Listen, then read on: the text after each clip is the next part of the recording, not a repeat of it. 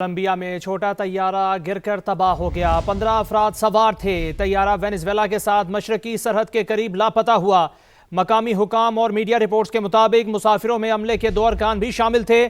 आपको आगाह करें इस अफसोसनाक खबर के हवाले से। तैयारा दूर दराज इलाके में लापता हुआ जो घने जंगल पर मुश्तमिल है। शुबा है कि तैयारा खराब मौसमी हालात से मुतासिर हुआ।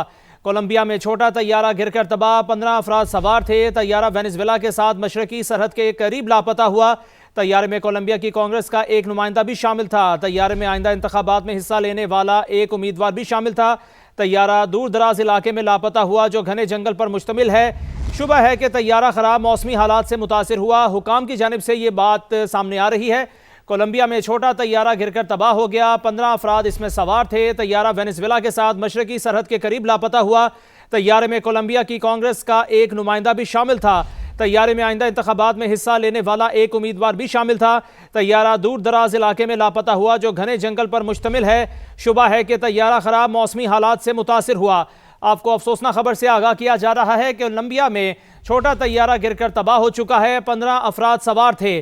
तैयारा वेनेजुएला के साथ मशरकी सरहद के करीब लापता हुआ। तैयारे में कोलंबिया की कांग्रेस का एक नुमाइंदा भी शामिल था।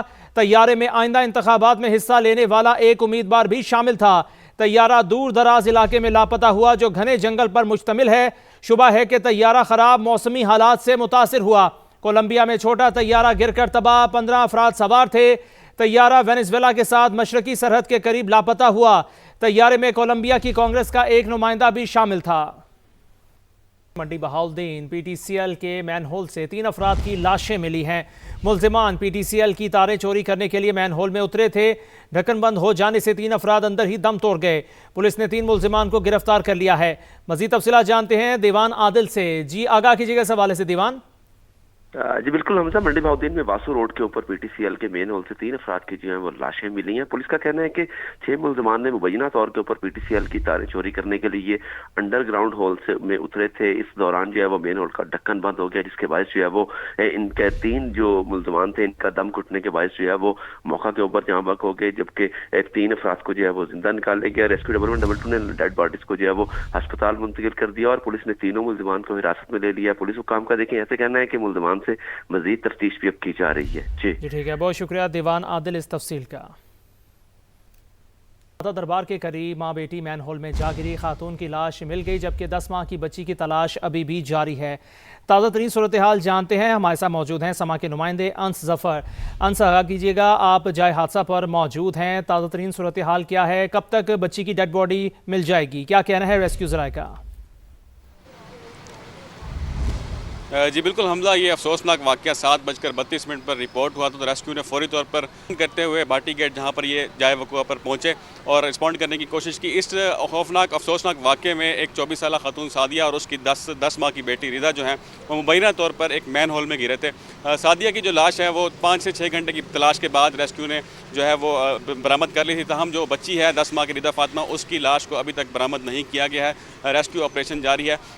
इब्तदाई तौर पर ये जो मामला है ये रेस्क्यू का भी फेलियर महसूस होता है। उसके अलावा पंजाब गवर्नमेंट भी इसमें फेल दिखाई देती है, क्योंकि ये इतना हसास मामला था। इस हसास मामले को लाइटर नोट में लिया गया।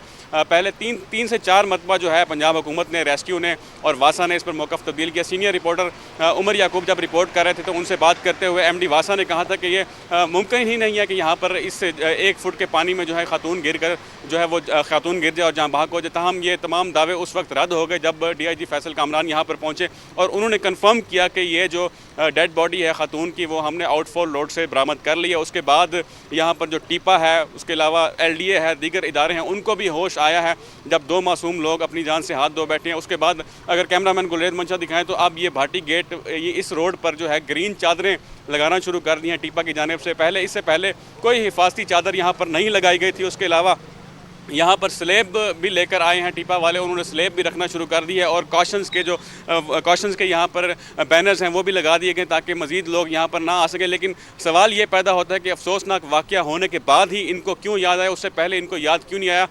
अब जो ताज़ा तरीन तफसीलात हैं उसके मुताबिक रेस्क्यू ऑपरेशन को भी तेज़ कर दिया गया है, क्योंकि ये फेल हो चुके हैं। उसके बाद रेस्क्यू ऑपरेशन को तेज़ किया गया। बच्ची की तलाश अभी जारी है। यहाँ पर एक रज़ाकार भी हमारे साथ मौजूद हैं जो इस वाक़े के फ़ौरन रिपोर्ट होने के बाद यहाँ पर पहुँचे थे। उनसे भी जानते हैं हैं कि ये वाक़या किस तरह पेश आया और क्या उनके पास तफसीलात हैं, ये बताइएगा, आप क्या कहना चाहेंगे? सबसे पहले तो जफ़र भाई यहाँ पर जो ये मेन हॉल है, यहाँ से रिक्शे से फैमिली नीचे उतरती है, माँ ने बच्चे को इस तरह गोद में उठाया होता है।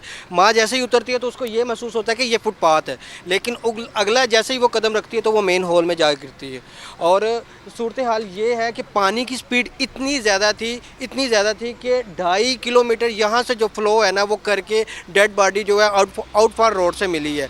और पानी को पहले यहाँ से बंद किया गया है, हम भी इनके 1122 के साथ थे, दीगर अदारे भी थे, लेकिन यहाँ से ना तो बच्ची मिली और ना ही बच्ची की वालदा मिली। अब जब वहाँ से सर्च किया गया तो अगले मेन हॉल से जाके बच्ची की जो वालदा है सादिया, वो मिल गई हैं, जिसको सर्विसेज हॉस्पिटल जो मुंतकिल कर दिया गया है। लेकिन सवाल ये है, सिंध के बच्चे हों वो भी मेन हॉल में गिरे, पंजाब के बच्चे हों वो भी मेन हॉल में गिरे। अल्ले तल्ले के लिए इनके पास पैसे हैं, अगर पैसे नहीं है तो इन मेन हॉल्स को बंद करने के लिए नहीं है। कह रहे हैं कि महकमा ना कार्रवाई करेंगे। हम इनसे मुतालबा करते हैं कार्रवाई ना करें, बल्कि इनको मुअत्तल करें, कॉन्ट्रैक्टर को पकड़ के जेल के अंदर डालें। और जो यहाँ के अंश, अभी हम आपसे दोबारा बात करते हैं, साथ ही रहेगा। इसी मामले से जुड़ी एक और खबर सामने आई है। खातून की लाश मिलने के बाद पंजाब हुकूमत ने अपना मौक़िफ़ बदल लिया। पहले कहा झूठी इतला दी गई और ऐसा कोई वाक़या ही नहीं हुआ, लेकिन अब खातून की लाश मिलने के बाद इंतज़ामिया की कारकर्दगी पर सवालिया निशान उठने लगे हैं। मज़ीद जानते हैं उमर याकूब से। उमर, आगाह कीजिएगा इस हवाले से कि एक और ख़बर भी सामने आई है, खातून की लाश मिलने के बाद पंजाब हुकूमत ने अपना मौक़िफ़ बदल दिया।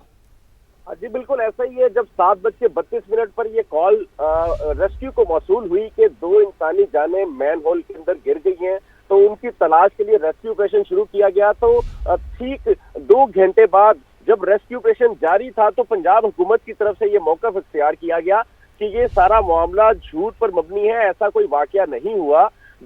जो कॉल करने वाला मुतासरा शख्स है, जिसकी वाइफ और बेटी मैन होल के अंदर गिरी है, इसने झूठी कॉल की है।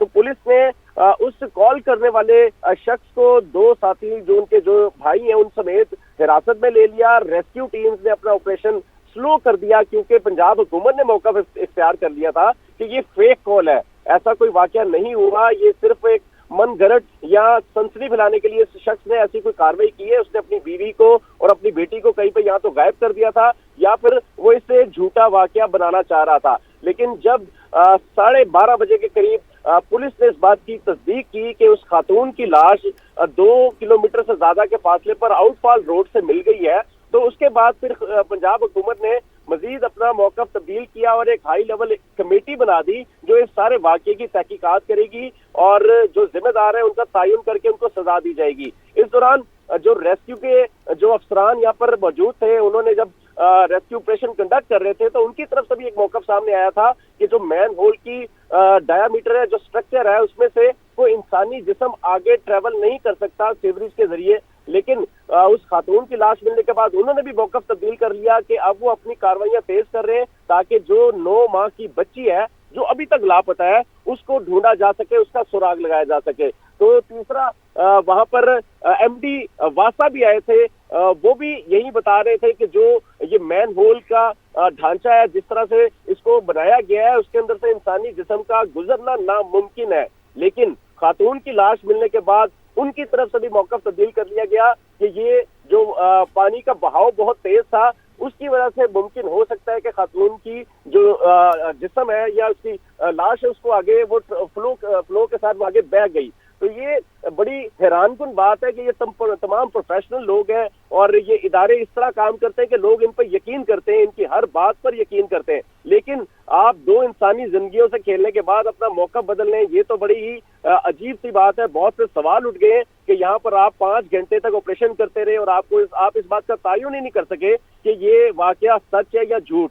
सीसीटीवी फुटेज सामने आई तो पुलिस को कंफर्म हुआ, लाश मिली तो रेस्क्यू को कंफर्म हुआ, उसके बाद फिर वासा को कंफर्म हुआ, टीपा के अफसरान और जो हुकाम थे उनको मुअत्तल किया गया और इसके अलावा जो जिम्मेदार है उनका मजीद तयन किया जा रहा है और जो उनकी फैमिली थी उनको हिरासत में रख के हिरासा किया गया और अब कहा जा रहा है कि अगर वो चाहेंगे कोई दरखास्त देंगे तो जिम्मेदारों के खिलाफ मुकदमा भी दर्ज किया जाएगा। तो ये तमाम बातें हैं जिन्होंने जो वहां पर लोग मौजूद थे उन्होंने बहुत ही अफसोस का इजहार किया कि जिस तरह से हुकूमत इस वाकये को ट्रीट कर रही थी, पहले फेक कॉल डिक्लेयर की और बाद में अब उनसे हमदर्दियां जता जी रही है। ठीक है, दाता दरबार के सामने ये अफसोसनाक वाकया पेश आया और बच्ची की तलाश अभी भी जारी है। अपने नुमाइंदगान से मजीद वक्तन फ़वक्तन हम अपडेट लेते रहेंगे। अंस जफ़र और उमर याकूब, आप दोनों का बहुत शुक्रिया।